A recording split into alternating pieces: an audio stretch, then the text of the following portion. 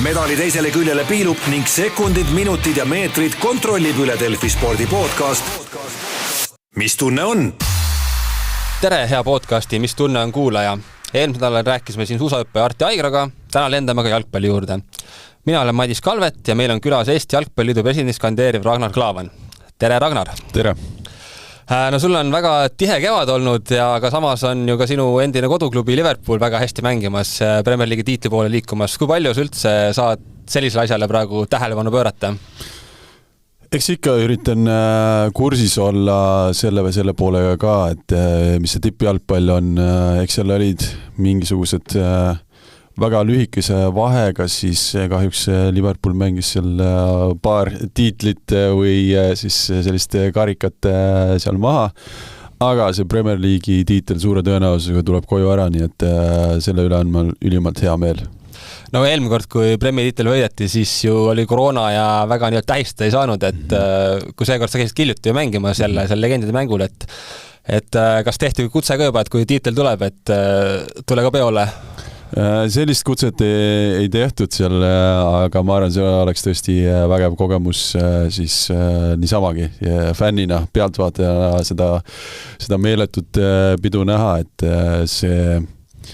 jalgpall seal linnas, seal piirkonnas läheb ikka väga-väga paljudele korda ja läheb ikkagi väga sügavale südamesse, et ma arvan, et need tähistused saavad olema korralikud seal. No ilmselgelt läheks nüüd sinu personaalküsimus juurde ka, et kui siin aasta lõpus karjääri ära lõpetasid, ütleme nii, et Eesti inimene harjunud nägema sind ikka ju kas stressis või siukses vaba ja riietuses, nüüd täna ka, et ikkagi siuksest ütleme viisakas esinduslikus riietuses, kas see on osa nii-öelda kampaaniast või nii-öelda mängikarjääri lõpuga tuligi see, et imitsi muutus lihtsalt?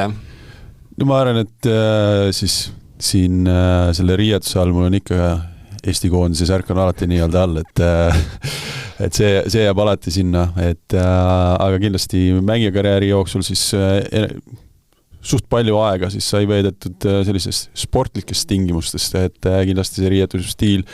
oli natuke erinev, mitte et see oleks nüüd kardinaalselt muutunud, konkreetselt mind kuskil moemajas kampaania raami sinna riietuti, et seda ka kindlasti ei ole, et siin on ikkagi enda isiksuse ja persooni sellist stiili on siin sees. No eelmine nädal postitasid sotsmeedias video, kus sa köksisid palli 45 korda ja ütlesid, et sind toetab nüüd üle 40 klubi. Kui ma sulle täna üle laua palli annaksin, mitu korda sa palli köksiks täna? Jah, et siin ma arvan, et viimaste nädalate jooksul siis köksimisrekord on selline üle 40, sinna 45 juurde, et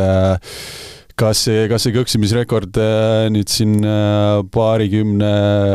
võrra paraneb seal 19. juuniks, kindlasti seal muutusi tuleb ja ütleme niimoodi, et see kampaania on siin hoos ja on natuke üle 2 kuu minna veel. No samas ju alaliidu presidendiks samuti kandideeriv Aivar Pohlak ütles selle peale, et tema ei usu, et sul 40 häält koos on ja samas ta ütles ka, et teab täpselt palju klubist sa oled külastanud ja seda, et ka oled küsinud toetusallkirju palvega luua võimalus kandideerimiseks, et mida sa Aivari nende väidete peale ütled, et kas nii-öelda see, mida sina ütlesid, jääd selle juurde või taganeteks sellest, mis sa ütlesid? Eks seal on sellele küsimusele võimalik mitut viisi vastata, siis üks variant oleks see, et ma ei usu, et Aivaril on nii palju koos, aga kindlasti see ei ole minu vastus sellele küsimuse. Siis teine murekoht on see, et ma vist pean üle õla hakkama vaatama, et kõik on teada, kus ma käin ja mis ma teen, et võib-olla nagu on siin mingisugused jõud jälitavad, aga see oli ka nali, et ja ma arvan, et kindlasti see praegusel hetkel siis 18 kandidatuuri ülesseadmiseks vajalikku häält on koos ja siis neid on ka käidud küsimus, et kui ma ei oleks neid küsinud ja seda vajalikku 15% ei oleks kokku saanud, siis ma järgmisele tasemele seda mängu mängima ei oleks saanud minna. Et see oli kindlasti, et see 15% kätte saada oli üks eesmärk, mis sai täidetud ja sealt edasi liikudes siis selle lõppmängu juurde, mille kulminatsioon on 19. juuni, kus siis see hulk inimesi või see hulk liikmeid on kinnitanud, et valimispäeval nad toetavad meie kandidatuuri, minu kandidatuuri ja seal on ka erinevaid erinevates olukordades on need liikmed. Väga paljud on öelnud, et nad andsid selle kandidatuuri ülesseadmiseks allkirjad enne seda ära juba, kui minu kandidatuuri üles seadsime ja nad selle andsid ära, see ei tähenda seda, et see on nende otsus ka seal hääletamisel. Väga mitmed on valinud siis tee, kus nad teevad selle otsuse ja mitmed on juba teinud selle otsuse, et see valik või see otsus tuleb siis see treenerite kogu nii-öelda, mis siis otsustab. Osadel on see vanemate kogu. Et neid erinevaid asju, kuidas klubid selle otsuseni jõuavad on ja selle pealt ma ütlengi, et need hääled on nii, nagu ma ütlesin, et selles suhtes nüüd vastaskandidaadi poolt, et me ka ei ole näinud siis, kui palju kõigepealt siis neid kandidatuuri ülesseadmiseks neid allkirju on, et me lihtsalt kuuleme seda juttu, et 70 ja et siis mina luiskan. Et rohkem selles suhtes ei ole kommenteeritud siis vastaskandidaadi poolt seda teemat. No samas see 18 tõidki välja, oled maininud 40+. Kas see vahepealne vahe, sa natuke rääkisid sellest vahepealist vahest ka, aga sa natuke on ka see, et enda poolt sellist taktikamängu, et sa võib-olla ei taha avaldada, kes need kõik on, et siis vastaspool ei saaks võib-olla ka neid mõjutada või pigem näiteks on ka neid klubisi, kes avalikult ei taha öelda, aga samas eraviisilt ütlevad, et me toetame sind. Jah, neid siis kohtumisi on olnud väga mitmeid, väga erinevaid. Osad on tõesti olnud 4 silma all, kus siis liikmed soovivadki kohtuda 4 silma all ja sinna see jääb. Mõned on olnud telefoni teel. Mõned on olnud väga avalikud, siis, kus on ka tehtud noormängijatega koos trenni, on tehtud siis selline tervikpäev, kus siis räägitud klubi inimestega, nii treeneritega, on ka olnud lapsevanemaid, hilisemad siis lastega koos trenni tehes on olnud ka selliseid, kus siis peale kohtumist keegi on lisanud selle pildi sinna üles, mõni on öelnud, et praegusel hetkel seda ei soovi, et neid liikmeid on erinevaid ja see ongi väga okei, et me ei saa öelda nüüd, et keegi ei taha pilti üles panna, et siis nüüd kõigil on hirm, et selles suhtes see on nende soov ja selles suhtes neid kohtumisi on olnud väga erinevaid, selles suhtes väga privaatseid ja ka väga avalikke. No kui palju üldse siin niisugused nii-öelda mõttemänge on, et jalgpallis me teame, et enne mänge mõlemad treenerid lükkavad vastutuskoormat või õigemini võidukoormat teisele peale ja samas on ka siin, et siin kui mitte sina ütlesid 40+, Aivar ütleb 70, see 10+ on võib-olla need, kes on lahtised, kuidagi oleks neid klubis rohkem, kui tegelikult on, et kui palju sina nagu näed, et kui palju käib sellist nii-öelda kuidagi vaimset vastaspoole mõjutamist? Kindlasti käib, kuna see on kampaania 2 võidu hobuse siis selline võistlus, et kindlasti strateegiad ja erinevad lähenemisviisid käivad selle asja juurde, et see on siis ikkagi päeva lõpuks valimised. Mis siis strateegia meie puhul see ongi olnud, et nende häälte puhul kandideerimiseks vajalikud hääled kätte saada, kokku saada, sealt edasi järgmisel tasemele, nüüd on üle 2 kuu minna. Meie ja minu isiklik arvamus on, et see on suht lähedal praegusel hetkel 50-50, sinna vahel jäävad kindlasti suurusjärk 25-30 häält, kes siis ei ole lõplikku otsust teinud ja need paari kuu jooksul kindlasti käin ma ja minu tiim käime läbi ja räägime Eesti jalgpalli tulevikust, selle arengust ja siis 19. juuni on see kulminatsioon, kus siis me saame lõplikult aru, mis jalgpalli kogukond soovib. No samas ma olen aru saanud, et on olnud ka selliseid kohtumisi, kus näiteks sina ei olegi toetushäält küsinud, oma plaani ära esitanud, aga samas ei ole küsinud, et kas te annaksite meile toetushääle. Samas ma olen kuulnud ka, et ka teine pool on samamoodi käinud, rääkinud oma plaani ära ja ei ole ka häält küsinud. Et kui palju selliseid klubis on, et kus ei olegi nii-öelda otseselt nii-öelda oma toetust küsinud nende käest veel? Kindlasti on ka minu siis siin liikmetega kohtumise jooksul olnud klubisid, kus sa saadki aru, et nad ei olegi praegu veel otsust teinud ja väga mitmed klubidega kohtunud 2 või 3 korda, siis saadki aru, et lõpuks ometi on meil Eesti jalgpallis võimalus diskussiooni pidada, arutada erinevate teemade üle ja mis ongi väga väga lahe ja väga hea meel selle üle, et mõned inimesed hoolivad väga sügavalt ja tahavad väga detaili minna ja siis sa ütledki, et ma ei hakka ju praegu siin midagi välja suruma või selles suhtes, et arutame edasi ja päeva lõpuks 19. juuni pead sina selle otsuse ja vastutuse võtma siis ka Eesti jalgpalli tuleviku eest. No kui mugavalt sa ennast tunned seal olukorras, et sa käid ja räägid, et oled sa olnud veel selline mees, kes nii-öelda siis saad tavaliselt oma jalgadega oma tööd teed, sa teed nagu suuga tööd, et kui mugav see olukord on sinu jaoks? No eks jalgadega tööd selles suhtes, et jõuab ühe liikme juurde teise juurde päris kiiresti, et see on nagu pluss. Aga eks see sportpoliitiku amet on kindlasti on uued nüansid. Kindlasti ma olen õppinud sellel teekonnal ja nagu ma olengi öelnud, et mul arenguruumi sellel teekonnal on, et 10. detsembril siis duona teha, et karjääri lõpp ja siis kohe hüpata vette sellises ettevõtmises, et kindlasti selline learning curve on olemas ja see on ma isiklikult näen, et selle viimase kolme poole kuu jooksul olnud väga suur. Et selles väljakutse mul isiklikult on olnud ka väga, väga lahe. No mõttemängudest rääkisime, kindlasti ka meedian osa ju selle mõttemängude suunajast ja tegijast, et minu käest on küsitud ka, et miks Delfi on Klaavani poolel. Sporditoimetus mulle tundub, et me oleme enam-vähem opereerinud nagu siia-sinna poole, et kas sina nagu näed, et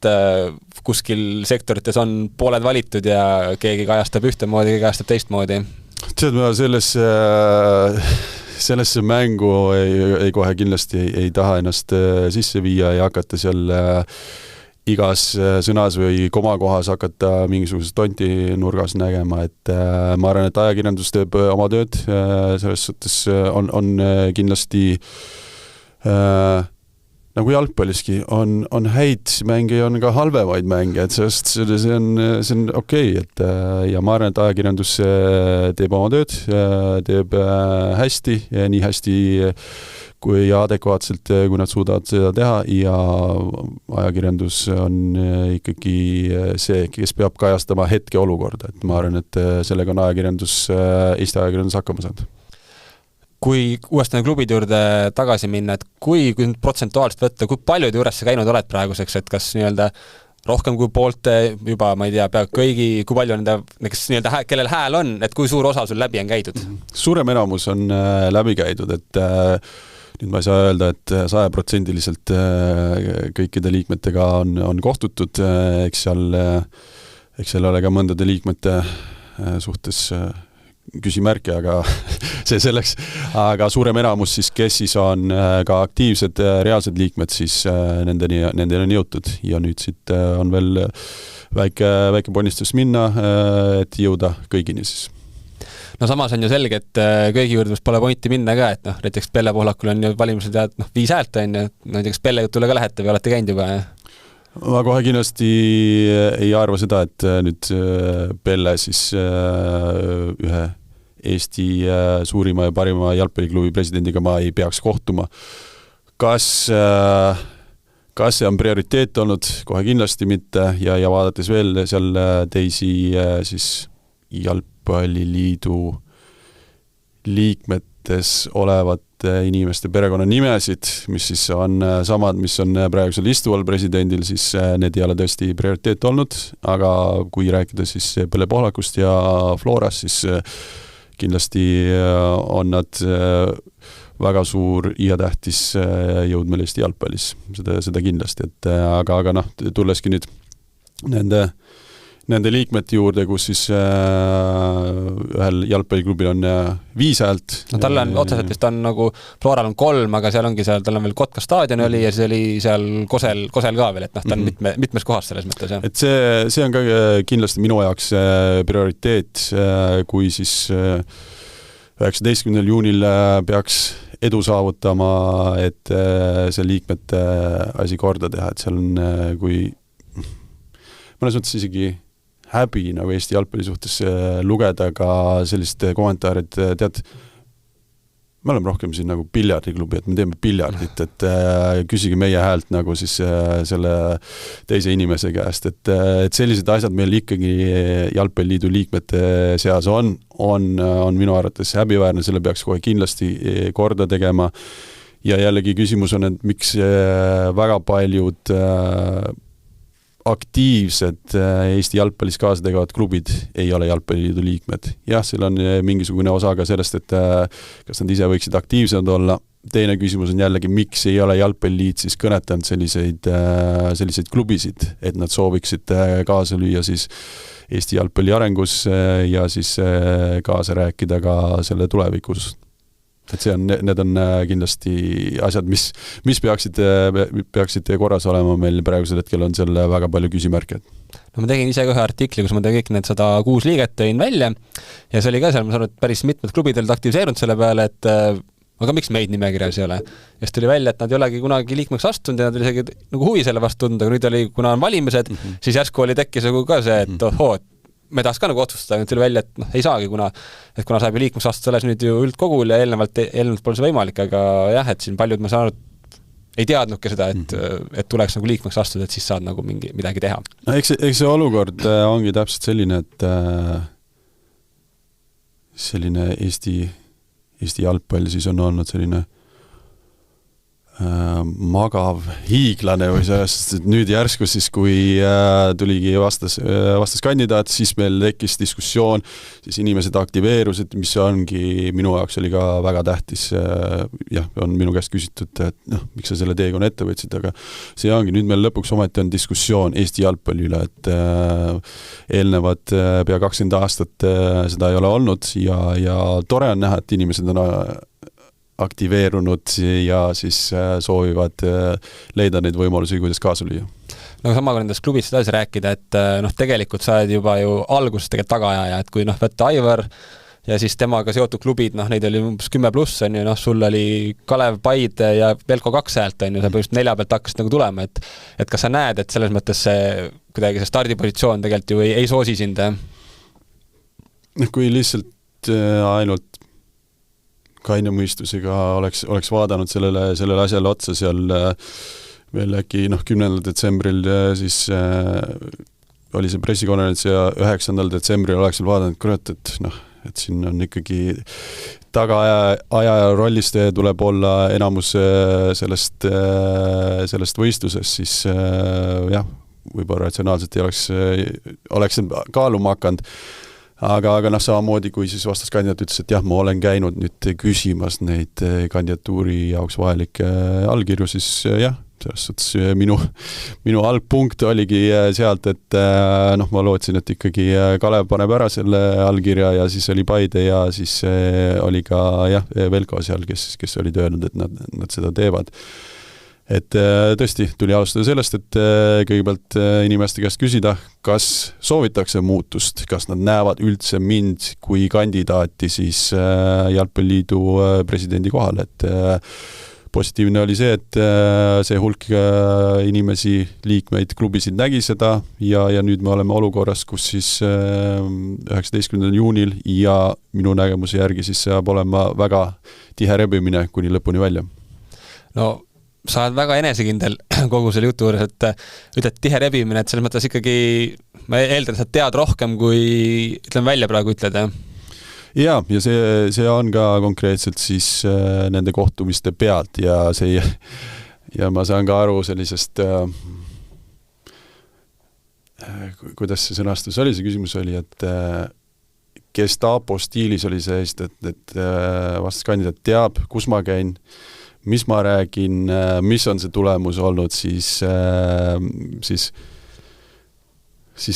kindlasti need arvutus ja need rehkendused ei ole tehtud selle pealt, et kui ma uksest sisse lähen, ütlen tšau ja siis ütlen jess, et nüüd ma panin hääle kirja, et see on see 45, et need on konkreetsed vestlused, siis mis on olnud lõppenud sellega, et inimesed ütlevad jah, et valimistel me hääletame sinu ja sinu tiimi poolt. No venekeelsetest klubidest on palju räägitud, et seal sul lööki eriti pole, et ka Viktor Levada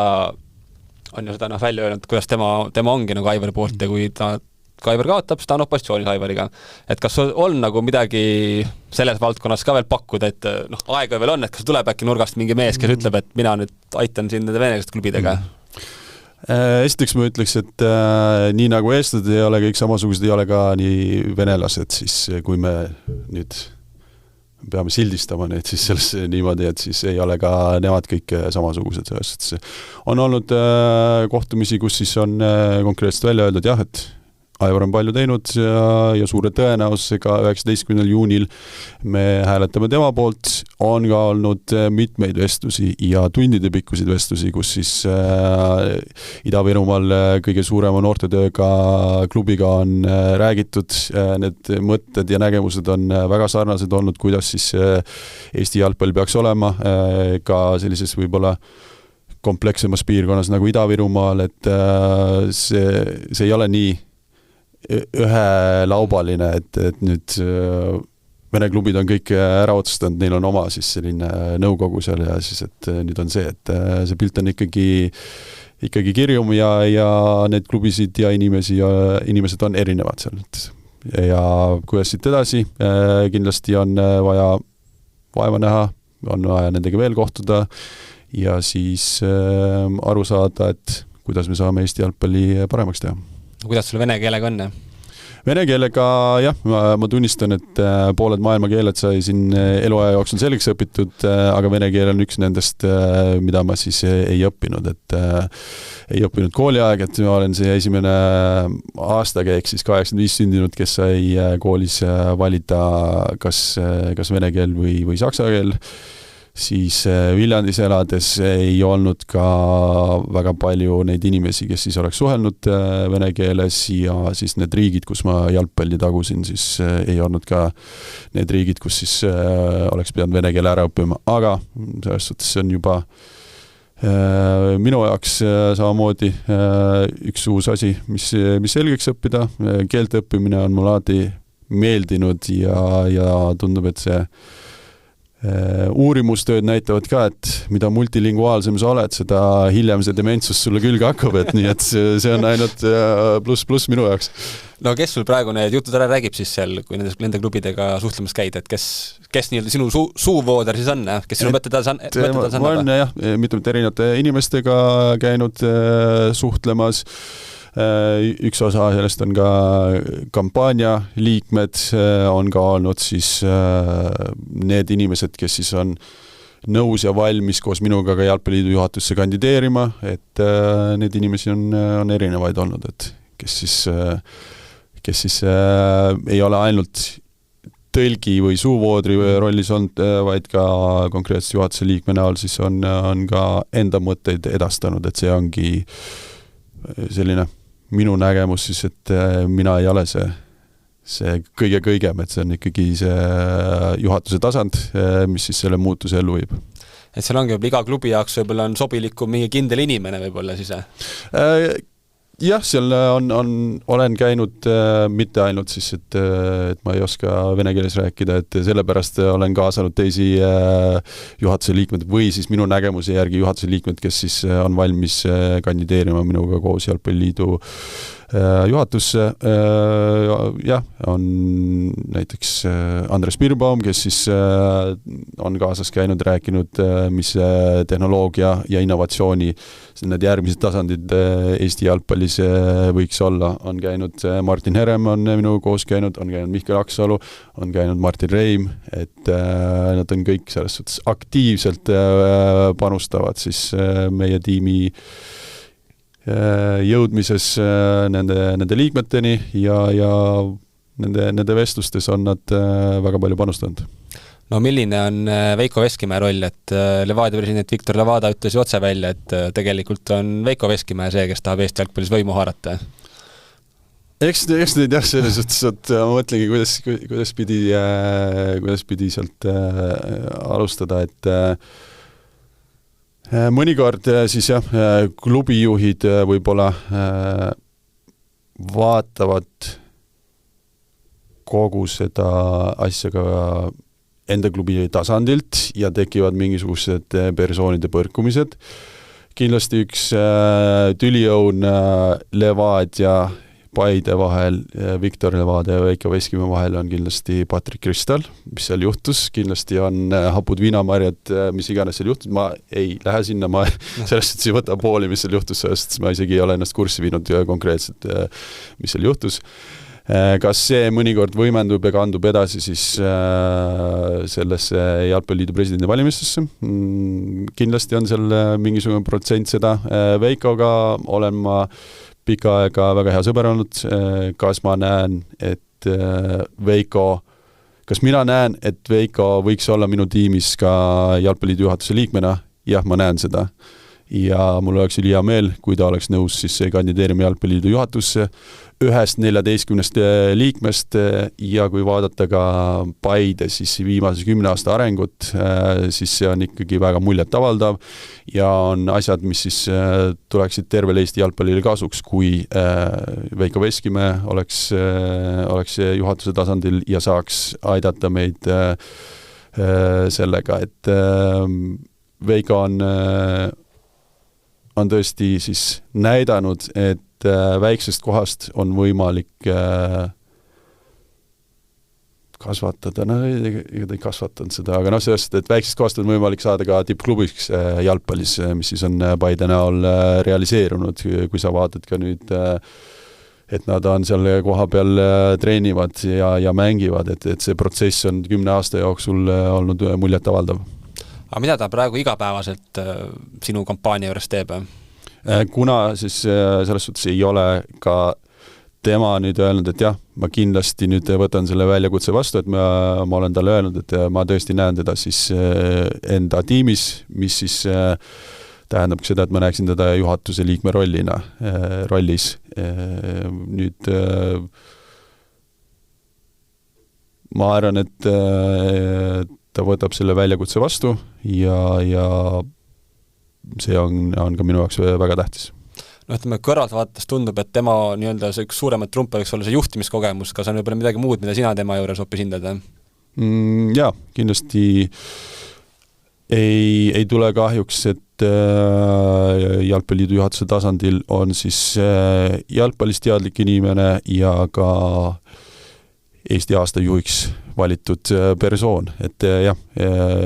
Veikol on kindlasti väga suur juhtimiskogemus ka siis teedeehitusfirma Verstoni näol, et jah. No samas on ju ka, et võtame praegu president Aivar Pohlak, kellel on väga palju ette heidetud seda nii-öelda mikromanageerimist, et teeb siit, põhimõtteliselt iga väiksem asi käib temaga laualt nagu läbi, et kui sina saaks presidendiks, millise presidendi siis Jalgpalliliit saaks, et kui palju oleks nagu teistmoodi ja mida sina üldse nagu näed, et tegelikult tänapäevane juht peaks tegema? Jah, ja ma arvan, et selline üks esimestest põhiteesidest või sellest kõige tähtsamast asjast on ka avatud läbipaistev juhtimine, mis siis, mida ma näen ka sellel tasandil, mis on juhatuse liikmetele persoonid, need inimesed, kes sinna on nõus tulema ja sa näed, et seal see juhtimine ei ole, et üks mees otsustab ja lõpuks peab ka hakkama seal mikromanageerima, vaid mina näen ennast juhina siis kui head meeskonnakaptenit ja sellist head liimi, kes siis ja tugevat liimi, kes need inimesed selle kokku liimib ja need juhatuse liikmed võtavad suurema vastutuse, kui see praegusel hetkel on Jalgpalliliidus. No kas sa näeks ka, et võib-olla siuke, ma ei tea, ala peasekretär, kes igapäevalt toimetaks ja sina võib-olla ei olekski see mees, kes igapäev ja veel sinna alla siis, kui me nüüd sellest juhatuse liikme tasandist ja sellest mudelist allapoole tuleme, siis tegelikult praegusel hetkel ka on meil ju Jalgpalliliidu juhatuse tasandil selline inimesed, kes siis panustavad äkki 5% oma kogu ajast, et nad ei ole Jalgpalliliidus tööl, sest jah, Jalgpalliliidu presidendil nüüd, ma ei tea, äkki viimased aasta või 2 on ka nüüd finantsiline tasu, aga teistel ei ole, et nad panustavad selline 5, mõned võib-olla rohkem 10% oma ajast see vabatahtlikus rollis ja sinna alla tuleb siis täitev büroo peasekretäri näol, kes peab olema väga tugev, et kõik need asjad ellu viia, sinna alla siis tulevad osakonnajuhid, et ja ma kohe kindlasti näen, et väga suur roll on sellel täitevbürool. No samas, ütleme, asepresidendiks leida inimesi on väga keeruline, see peab ühel olema vist ju finantskõrgharidus ja teine, ma jään sul praegu võlgu kohe, aga ühesõnaga ei ole lihtne leida üksteise rollidest inimesi ju. Ja siis, et kummutada ka seda, et Veiko Veskimäe veel lähemal siis sellele võimule on siis kahjuks Veiko Veskimäe ei kvalifitseeru, ta on ainult teedeehitusinsener, et kõrgharidusest, nii et ta ei saa sinna isegi kvalifitseeruda. Võtame korraks ette ka ühe eelmise nädala artikli, et Ekspressis kirjutas sellest, kuidas sama see mikromanageerimine, et Pohlak sekkub Eesti kõrglas kohtunike määramisse. Seal oli nii ja naa, et Hannes Kaasik ütles, et ikkagi tema palus, et Aivar nagu sekkuks seal. Et mida sina sellisest asjast üldse nagu arvad, et kuidas see näitab, mis valgus Eesti jalgpalli, kas sa näed, et need asjad võisid olla nii, nagu need seal kirjeldati, kokkus, mida üldse sina sellest juhtumist arvad? Mõtlesin selle peale ja siis kuna see kontekst on siis nagu meil siin Eestis, et te oled ise ka siin Eestis ja vaatad seda, et kuidas siis kuna ma ei saa faktiliselt nüüd öelda, et üks või teine pool, et vastab see tõele või mitte, seda ma ei saa siin valideerima hakata, see on ainult puhast subjektiivsus, mida ma sain öelda. Aga siis mõtlesin, et kõik need riigid, kus siis mina mängisin professionaalset jalgpalli, kui nendes riikides oleks selline uudis või selline negatiivne asi välja tulnud, siis seal oleks ikkagi inimesed tagajalgadel olnud ja see oleks päädinud rohkem, aga kui siis, et paar ajakirjanikku sellest natukene kirjutab ja võib-olla üks podcast seda kuidagi mainib ja et siis vaikselt nagu vaibub ära, et see oleks ikkagi nii-öelda see kohalik jalgpalliliit oleks siis korra nagu pausile pandud, et aru saada, et kas see nagu tõesti vastab tõele, et kui on manipuleeritud väga pikka aega, siis kohtunikega või isegi, mis need sõnastused on, alateadvustega, siis see on ikkagi nagu tõsine asi, millele peaks tähelepanu pöörama ja nüüd see vastus siis ka või sealt artiklist lugedes, et jalgpalliliidu president, et tema nagu, et siis mul tekib küsimus, et aga mis asi see siis jalgpalliliit tervikuna on, et me siis seal aktsepteerime kõik, et Aivar teebki neid otsuseid ja mikromanageeribki kõik asjad ära ja et niimoodi on, et Aivar võttis selle otsuse vastu ja et nüüd on sõna vastu ja et lähemegi vaikselt edasi, et tegelikult need asjad on ikka väga tõsised, kui mõelda siis, et millised meistritiitlid seal kellegi teise poole oleks või kaalukauss olnud, et kõik sellised asjad, ma lihtsalt korra mõtlesin selles kontekstis, kui ma oleks tollel hetkel olnud siis see jalgpallur nendes riikides, kus ma olin ja oleks seal selline asi juhtunud, siis ütleme nii, et see kära ja müra oleks ikkagi kordades suurem olnud sellise asja üle. Kas me oleme Eestis liiga harjunud selleks, et meil, ma ei tea, ala käivadki asjad nii siis, et inimesed lihtsalt on nagu leppinud mingite asjadega? Mõnikord on küll selline tunne, et niimoodi on ja niimoodi on tehtud ju aastakümneid, et ma tuleks ka veel kord sinna tagasi siis selle juurde, et nüüd meil lõpuks ometi on 2 kandidaati, kes siis kandideerivad Jalgpalliliidu presidendi kohale. See on tekitanud arutelusid nii liikmete seas, nii liikmete enda organisatsiooni sees, üldsuses üldse lihtsalt jalgpalli kaugelt vaatavates inimestes, fännides, et see on ainult tore, et Eesti jalgpall on sellest kindlasti võitnud. No millal see viimati Aivariga silmas silma kohtusid ja millest rääkisite? Jah, ütleme nii, et 10. detsembril enne, kui ma siis teavitasin sellest, et ma kandideerin, oli telefonikõne ja siis jäi pikk paus ja siis oli äkki suurusjärk 2-3 nädalat tagasi, kus siis Eestis oli ECA ehk European Club Associationi kohtumine Eesti klubidega. ECA siis juhtivad persoonid käisid siin rääkimas, mis see ECA on, mida saab klubidele teha, mida ta Euroopas teeb klubidele ja siis oli ka jalgpalliliit esindatud seal Aivar Pohlaku, Anne Rei ja Mihkel Uibolehe näol ja siis Aivariga suhtlesin. Ja. Millest rääkisite? See oli kirju vestlus, sellest praegu siin seal nagu detaili ei läheks. Okei. Aga ühesõnaga ta siis kuidagi ütleme selle peale, et tunnetas, et valimised ikka lähevad siis teravaks või? Ei teagi jah, kuidas seda, et kui võtta selline ajaloojoon 10. detsembrist kuni praeguseni kokku, siis vastas kandidaat kõigepealt ütles, et erineva kaalukategooriaga poksijaid ühte ringi kokku ei lasta oli kõigepealt, siis kampaaniaks ei lähe, programmi ma ei tutvusta ja siis nüüd oled ka kuulnud liikmete käest, et siis vastaskandidaat soovib ka enda programmi tutvustama hakata, et ühesõnaga mitte, et mul oleks selle üle hea meel, vaid see näitab ka seda, et minu tiim siis on ka head tööd teinud ja inimesed soovivad kaasa rääkida Eesti jalgpallis rohkemalt, et see on nagu väga positiivne. Ütleks jutu peale, et tundub, et kulisside taga toimub ikkagi kordades rohkem, kui avalikult jõuab. Jaa, et eks ma ei jõuagi neid kõiki kõksimisi sinna sotsiaalmeediasse kogu aeg üles postitada, et peab liikmetega kohtuma ja selles suhtes programmi järgmise tasemeni jõudma, et nagu ma ütlesin 10. detsembril, et siit ma alustan ja kui tuli siis programmi esimene versioon ja ka siis esimeste liikmete tutvustamine, siis öeld, see on nagu liiga selline laialivalguv, aga see ongi esimene versioon, et nüüd sealt edasi tuleb järgmine, seal nüüd lähiajal tutvustame ka järgmiseid tiimiliikmeid, kes siis on nõus kandideerima minuga koos Jalgpalliliidu juhatusse, et sealt nagu järjest need tasemed tulevad, et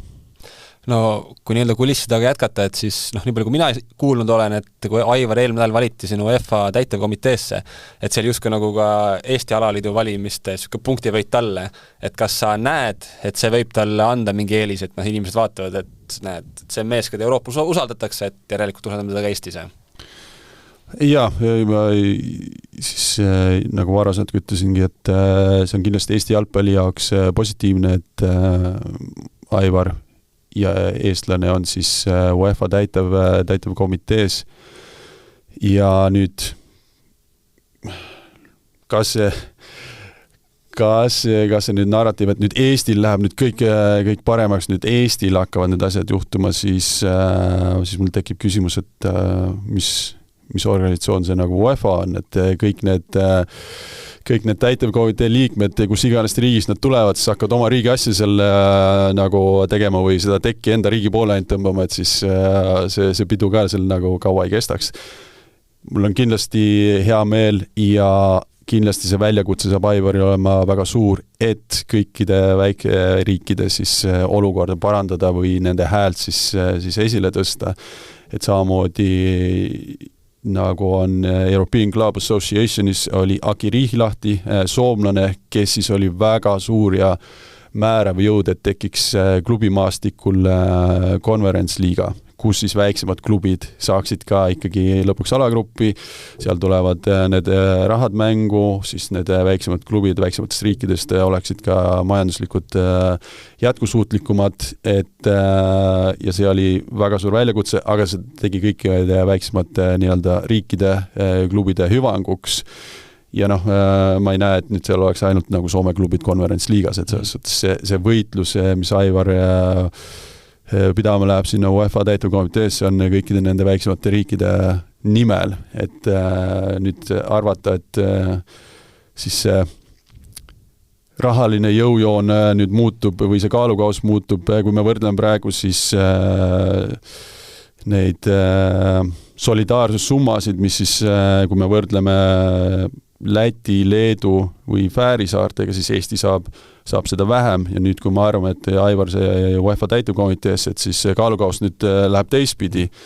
Need on kõik sportlikele alustele, sportlikele printsiipidele üles ehitatud, et see, et meil siis UEFA-st rohkem rahastust tuleks, paremaid toetusi tuleks, see on ikkagi korrelatsioonis sellega, kui hästi me nagu jalkat mängime. Mitte sellest, et kas Aivar ja eestlane on UEFA täitevkomitees. Ja kindlasti nüüd lugedes Aivari kommentaar oli ka, et nüüd siis Eestil on võimalik rohkemat alaliitude koostööd teha, siis mu küsimus on, aga mis siis varasemalt tehti, et miks siis ei olnud võimalik varasemalt nende teiste alaliitudega koostööd teha, et nüüd siis on võimalik, et kas see UEFA täitevkomitee on siis selline jõuõlg, siis millega me hakkame väänama siis neid teisi alaliite meiega koostööd tegema, et varasemalt nad ei soovinud, praegu ka siis ei soovi, aga nüüd jõuõlaga hakkame nagu seda väänama, et ma kindlasti usun, et see selline asi ei vasta tõele. Ja nagu ütlengi, et see on väga positiivne Eestile, et Aivar seal on. See võitlus, mida ta pidama läheb, see on väga raske, seepärast, et kõikide nende väikeste riikide eest seista, leida neile jätkusuutlikumaid mudeleid siin selles jalgpallimaastikul, et see on väga suur väljakutse. Aga just samas see, et ikkagi kuidas ta Euroopas, ma ei tea, 37 riiki suutis ikkagi enda taha nagu koondada, et see nagu näitab midagi, et ikkagi tema võime kampaaniat teha on ikkagi hea ju. Jah. Kohe kindlasti ja selles suhtes see on siis see UEFA tasand, lihtsalt praegusel hetkel mina näen, et ja väga paljud ka siis liikmed on ühinenud sellega, et meil on siin kodukamaral seda muutust vaja, et see on see võitlus minu jaoks. No see kodukamara muutus, seda oodati tegelikult ju, või see valiku, et mida seda valikut teha saab, oodati ju mai lõpuks tuleb see 19. juuni, kas sina tead, miks see asi venis ja lõpuks nii kaugele venis? Kahjuks ei tea ja võib-olla see olekski ajakirjandusele selline huvitav väljakutse või eksperiment, et saata praegustele kõikidele jalgpalliliidu juhatuse liikmetele kiri, et küsida neilt, et miks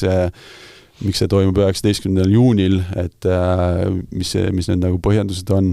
kas see siis arutati läbi seal kõikide juhatuse liikmete ja kas see tuli siis lihtsalt, et me teeme seal punkt, pronto, või siis, et see oleks nagu päris huvitav eksperiment ajakirjandusele, et küsida kõikide praegust jalgpalliliidu juhatuse liikmete käest, et miks 19. juuni. Aga kas sina näed, et see on sulle kahjuks või kasuks, et venis rohkem, iseenesest on sul rohkem aega klubide juures käia? Jaa, et selles suhtes seda saab igati pidi mõelda ja mida sügavam lähed, seda rohkem neid tahke hakkad seal nägema, aga 19. juuni on see daatum El Grande finaale ja selleks ma valmistun. No kui sa kaotad, mis siis saab? Siis ma solmun ja lähen Läti jalgpalli arendama. ei, sellest ei ole kindlasti see solvumise koht, et see põhjus, miks ma selle teekonna ette võtsin, on konkreetselt, ma tõesti usun, et Eestil on potentsiaali suuremaks, seda ma usun südamest, seda ma usun sinisilmse, sinisärklasena, et meil on potentsiaali rohkemaks. Kui see niimoodi ei lähe, siis teistmoodi ma kindlasti annan enda panuse Eesti jalgpalli arenguks. No sinu panus on nagunii ka juba Tallinna Kalevis, et mis klubi president sa oled, et kui nüüd tänavust hooaega vaadata, võrreldes eelmisega ta ikkagi, ütleme nii, et vanad mehed lõite välja ja võtsite noori asemele, kuidas sa praegu näed, et on see samm ennast õigustanud? Kindlasti on õigustanud. Võib-olla see tabeli koht ja see mängutulemus, muidugi alati sa tahad võita, aga siis mõeldagi eelmise aasta peale ja öelda, et me oleme see kasvatajaklubi ja anname noortele, muidugi me andsime sellest, aga siis vaatad, et keskmine vanus, kurat, Klaavan seal ka punnitab, et mis nagu toimub, et see oli jah, siis ütlesime, et okei, et nüüd teeme kindla lõike siin nende vanemate mängijatega, peame selle otsuse vastu võtma, me teame, et saab raske olema noortel, aga on ka kindlasti mingisugused noored, kes siis on suurt kasu sellest saanud selle võimaluse näidata ennast, tulemused kindlasti ja see tulemus ja see positsioon ei ole kindlasti see, kus ma klubijuhina näen, et see klubi võiks olla, aga me teadsime seda ette, et suure tõenäosusega tuleb selline mõõnaperiood, aga noored vaikselt ronivad sealt trepist üles, maksavad kooliraha ära ja ma arvan, et see hooaja käik muutub teistsuguseks. No samas, kui ajalikku vaadates mulle tundub, et pigem tegelikult ju Kalevil ongi hästi ainult siis, kui on olnud noorem meeskond. Kui see keskmine vanus on roninud, see on ka varem mõnikord roninud, siis on asjad nagu lähevad pigem nagu kehvasti. Sa lähed safe'i mängima, sest kogu aeg sa pead noortele panustama, andma neile võimalusi ja sellest, et see ongi ka meie klubi filosoofia olnud, et anda neile noortele võimalus siis tõestada ennast, kas kui see klubi on meistriliigas, siis läbi meistriliiga, et nad jõuaksid võimalikult varakult ja kiirelt välismaale, mis on nagu väga tähtis, et kas me tahame või ei taha, siis see keskkond Kesk-Euroopas ja nendes suuremates jalgpalliriikides on parem arengu mõttes noortele, et see on meie filosoofia, see ei pea olema kõigi oma, aga see on meie kui Tallinna Kalev filosoofia, et anname neile võimaluse, kurat, ärme jää nendesse vanadesse peerudesse kinni seal, lõpetame ära selle mängiva presidendi rolli ja tegelikult noored peavad selle vastuse võtma. No kuidas keha tunneb ennast nüüd, kui ei mängi, Keha tunneb päris hästi, ma vaatasin, et varbaküüned ei ole ka enam nii sinised, nii potisinised, kui need varasemalt olid, et see on nagu suur pluss, et isegi suvel saab plätu võib-olla jalga panna. Millal viimati panid, ei tea, avalikult väga, mul on konkreetselt nendes jalgpalliputsades, siis need on päris selle jala ümber ja need on varbaküüned päris pikalt aastakümneid sinised olnud, et vaatan, et esimesed elujõumärgid tulevad sealt varvastelt. Jätkame klubi juures, tahaks sa küsida ka, et on läbi käinud siin paar nädalat tagasi üks asi nagu kogukonnatasu, mida Tallinna Kalevis tahate rakendada, et mis ta siis nagu on ja mis sellest saab? Sellega jah, et võib-olla see oli meie poolt halvasti kommunikeeritud. Nüüd siis, kus me oleme teinud kogukonna sees lastevanematega töögrupi, et mis see asi see kogukonnatasu on, kas see on kogukonnatasu, selles suhtes meie oleme selle suuna võtnud, nüüd me arutamegi seda, kas see on lahendus. Mõni klubi on võtnud suuna, kus siis nad peab hooaja kaardi eest maksma selle summa, et neid versioone siin praegusel hetkel klubidel on erinevad. See näitab ka kindlasti, et majanduslikult klubide äramajandamine on raske ja ka võib-olla nende klubide jaoks, kes siis ka soovivad kogu aeg seda treenerite kvaliteeti tõsta, see tähendab ka seda, et sa pead koolitama, sul tulevad noored treenerid, siis keda sa pead nullist hakkama koolitama. Siis sul on see, et need noorte treeneritel ei ole veel seda tööjõutoetussüsteemi, mis meil Eesti riigis on EKR 5, et kas meil on võimalik viia see EKR 4, siis need noored saaksid paremini ka tasustatud. Praegusel hetkel noored ei ole ka piisavalt tasustatud, sest nad ei lähe sellesse ka tööjõukulude riigisüsteemi ja suure tõenäosusega 2-3 aastaga siis kukuvad sellest ringist välja, kus nad ütlevadki, et see palk ei ole piisav ja nüüd siis on pere tekkinud või perelisa ka, et selle summaga nagu ei jäle ära ja siis naine ütleb ka veel, kurat, see üks summa eest on nädalavahetus käid kuskil turniiril ka, et nii ei saa. Et siis need väljakutsed on klubidel suured, kes siis ka soovivad sportliku arengu poolest panustada. Tallinna Kalevi näol on kindlasti ka see halli jaoks võetud laen pluss siis need ülalpidamiskulud, mis siis on ainult meie jalgpalliklubi kanda, et teistel,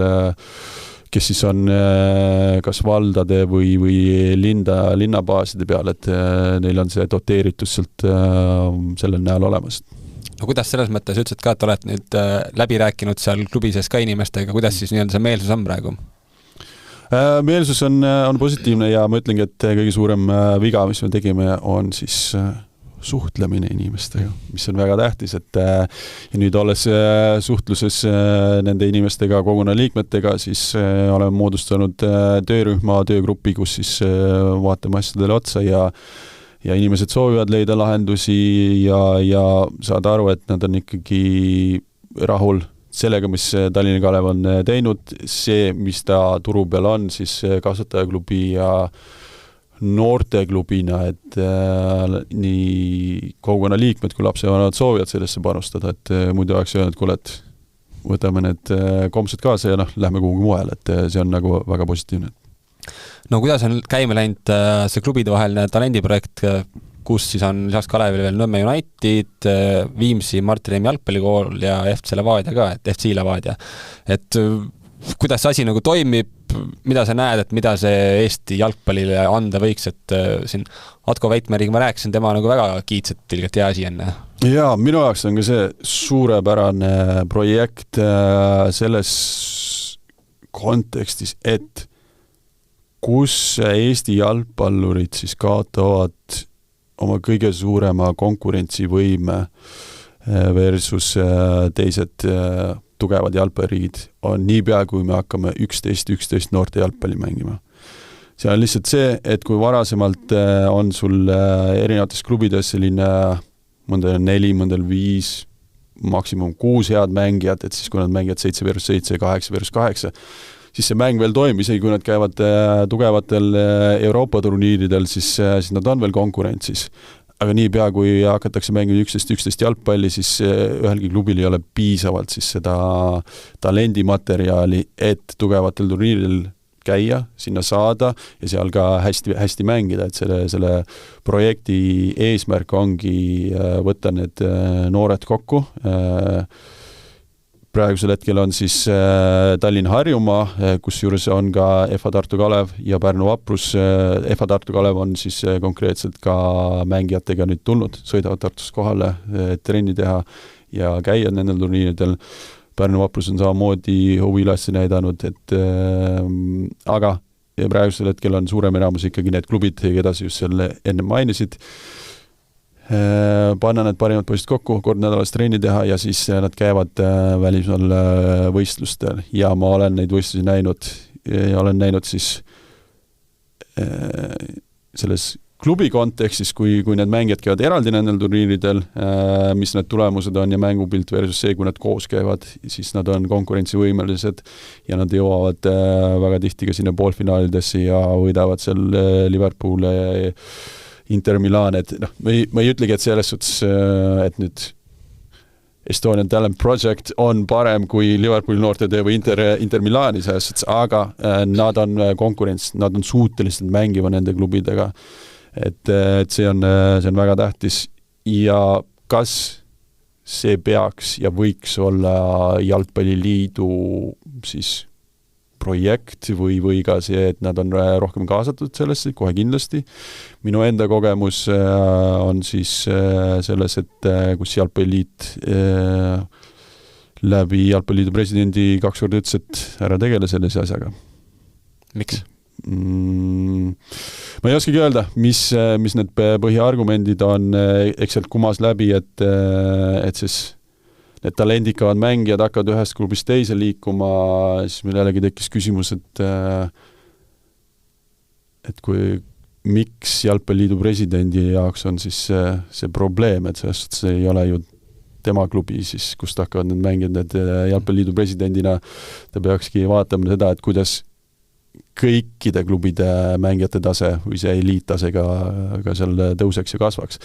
Lihtsalt sellised vestlused mul olid just siis, kui ma otsustasin, et ma liitun selle projektiga, see oli eelmise aasta äkki septembris, kus ma ütlesin, et mulle väga meeldib, panen õla alla,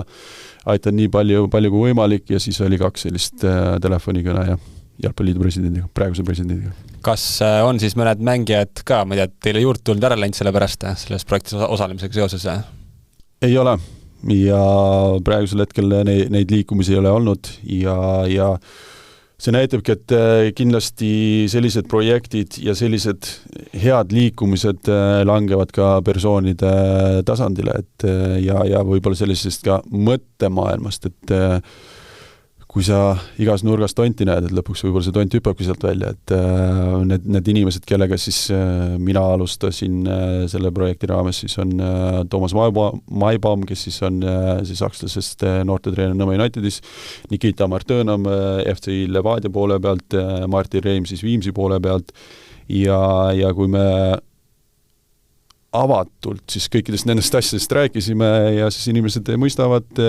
saavad aru sellest, aga ikkagi sul see ühtne eesmärk on see, et me peame võimalikult kiiresti siis need noored välismaale saama. Et nad saaksid seal areneda, nad saaksid paremas keskkonnas areneda, läbi selle siis Eesti mängijate kvaliteet tõuseb ja mingi hetk, kui see kvaliteet on piisavalt kõrge, siis Eesti jalgpallikoondis kvalifitseerub Euroopa meistrivõistlustele ja miks mitte isegi maailma meistrivõistlustele. See on üks suund, kuidas me saame siis seda talenti või seda potentsiaali kõrgemale, et läbi sellise, ütleks, et see on movement või liikumise, aga läbi sellise projekti, et kindlasti on see suuresti nii-öelda nende inimeste ja persoonide õlgadel, keda ma mainisin, ja ka laste vanemate õlgadel, et selles suhtes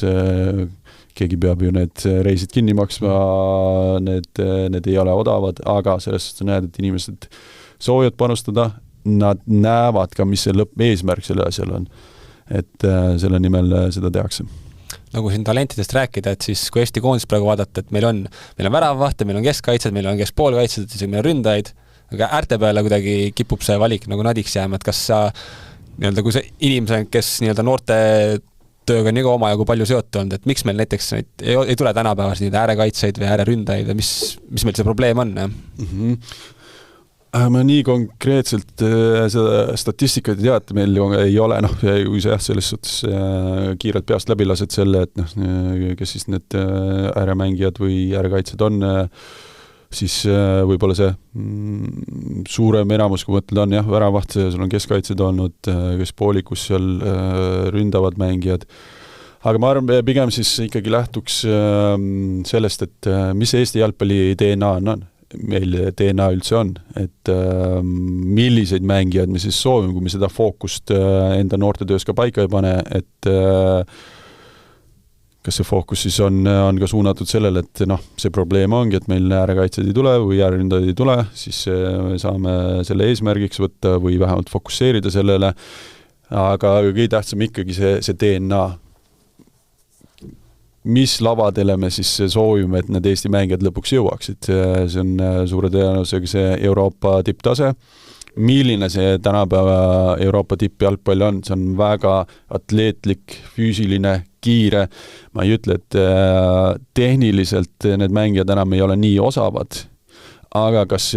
atleetlikkus ja füüsiline pool nende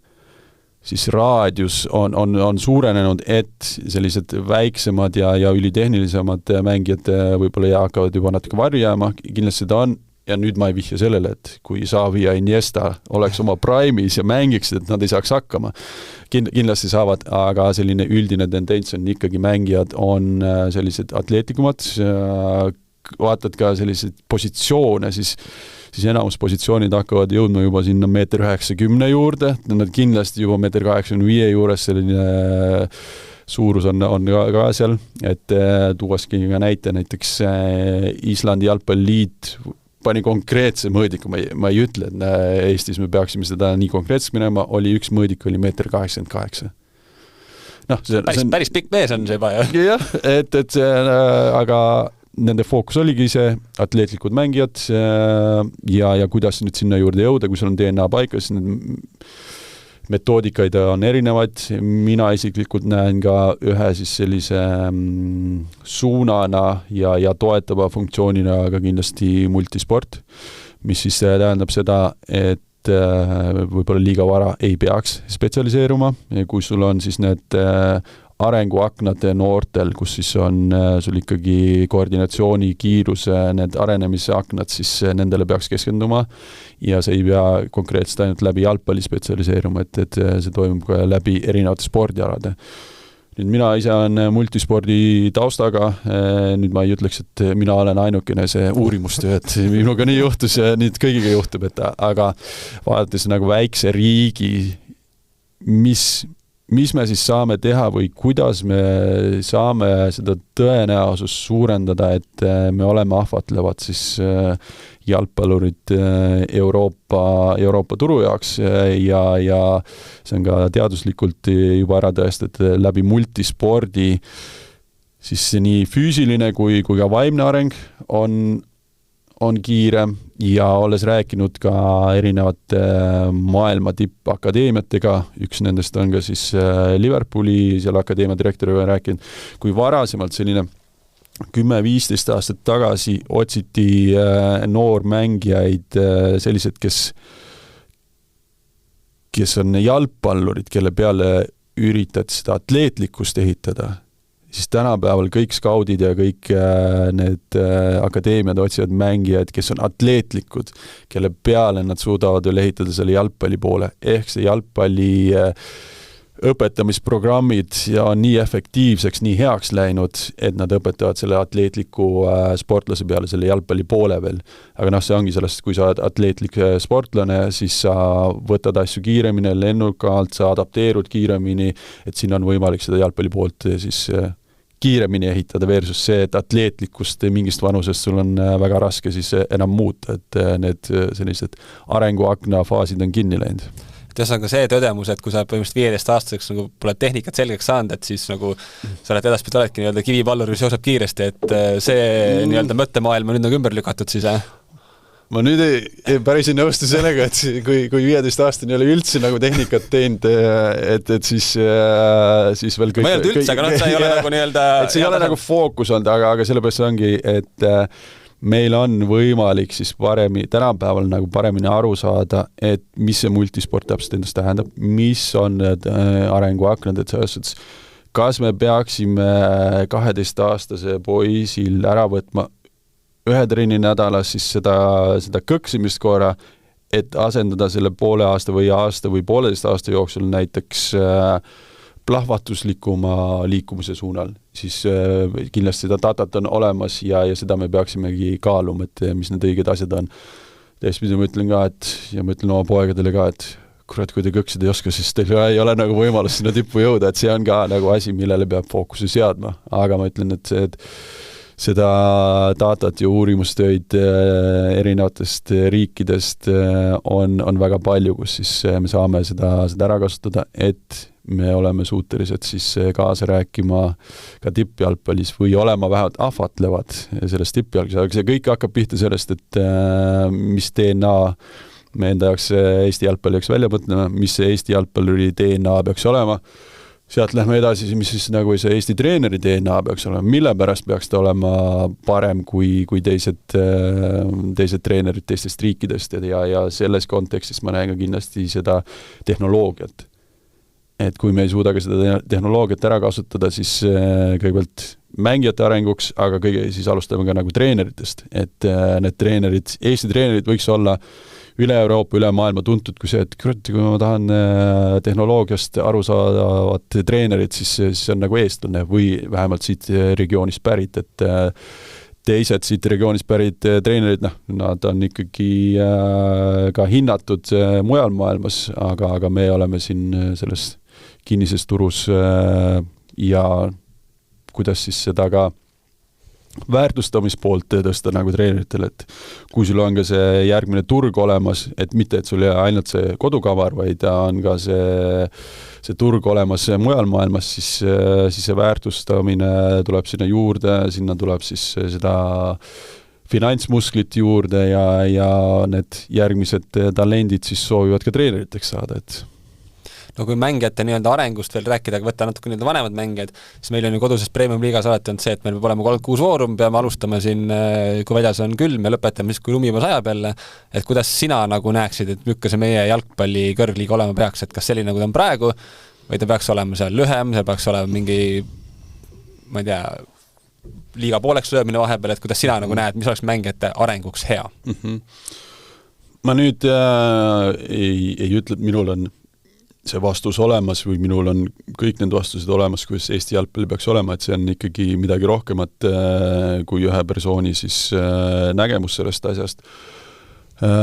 Jah, kui argumenteerida siin nüüd selle üle, et kas me peaksime nendes lumevallides alustama seda premium-liigat ja mis see pealtvaatajate numbritega teeb, et jah, seal on lihtsalt ka see, et kuna nii paljud Eesti A-koondist esindavad mängijad Premium-liigas, siis sul esimene see mängutaken on märtsis. siis sa pead või noh, selles suhtes oleks hea, kui see suurem enamus mängijad on ikkagi mõne ametliku võistlusmänguga ära pidanud, et see on see üks kaalutluspunkt. Ideaalmaailmas võiks ikkagi olla jah, et sul liiga algab hiljem, sul ongi siis pealtvaatajad tulevad ka sinna kohale ja on sul see atmosfäär palju parem, aga selle jaoks peavad ka siis vähemalt enamus Eesti mängijaid mängima välismaa liigades. No küsiks Eesti koondise kohta, et mis pilguga sa praegu koondist vaatad, kas see on meil selline kooslus, kes võiks jõuda 28 EM-ile, nagu siin niisugune eesmärk on maha pandud, jah? Mina, nagu ma enne ütlesin, ma olen siis sinisilmne, sinisärklane, et kindlasti ma loodan alati, et Eesti jõuab sinna, selles, et siin on Euro 2024 tass ka mul ees, sinna ma kahjuks ei jõudnud. Kas praegusel hetkel saab olema lihtne? Kohe kindlasti mitte. Nüüd siis me ei saa ka sellepärast näen, et meil on potentsiaali rohkemaks ja kui võtta ka see nagu sportlik tase, siis seal peavad muutused tulema, et kui vaatame, et väiksemad riigid, siis Slovakkia, Island on sellised väga head näited, kes on suutelised seda tegema, nemad seda suudavad teha ja praegusel hetkel, kui mõtleme nagu Eesti jalgpalli peale, siis me paratamatult igasuguste numbrite, parameetrite ja dataga võrdleme ennast Fääri saartega, et see peab olema midagi rohkemat ka selle sportliku poolega, et ma tõesti näen, et meil on vaja siis seda muutust, mingisugust muutust on vaja, et me ikkagi kvalifitseeruksime sinna EM-finaalturniirile. Kui see on niimoodi nagu praegu, siis suure tõenäosusega seda ei juhtu ja nüüd lootma jääda, et Aivar Pohlak on UEFA täitevkomitees ja nüüd järgmise asjana võetakse vastu, et rohkemad riigid pääsevad EM-ile, siis selle peale ka ei tasu nagu lootma jääda, et me ikkagi peame ise seda sportlikku taset tõstma, et jõuda lõpuks sinna EM-finaalturniirile. Aga vaadates praegusel hetkel siis seda positiivsemat kuvandit Eesti A-koondises, siis mis on toonud Jürgen Henn, siis see on väga super. Ragnar, suur tänu tulemast ja edu sulle siis valimistel ja siis saame 19. juunil näha, et mis siis saab. Suured tänud, aitäh! Nägemist! Nägemist! Delfi spordi podcast. Mis tunne on?